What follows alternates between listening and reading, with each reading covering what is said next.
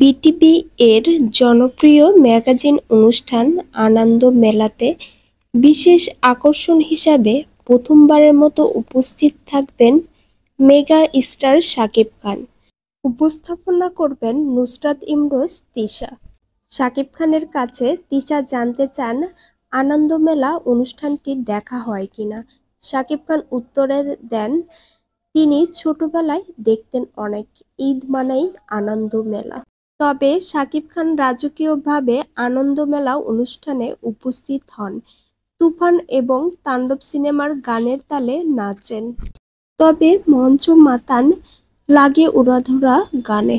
শাকিব খানকে জিজ্ঞেস করেন প্রিয় মুহূর্ত কি, তিনি হেসে উত্তর দেন প্রেমে পড়া।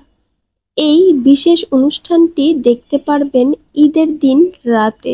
বিনোদন জগতের আপডেট পেতে অবশ্যই ইউটিউব চ্যানেলটি সাবস্ক্রাইব করুন ও ফেসবুক পেজটি ফলো দিয়ে সঙ্গেই থাকুন। ভিডিওটিতে লাইক, কমেন্ট, শেয়ার করতে ভুলবেন না প্রিয় ভিউয়ার্স।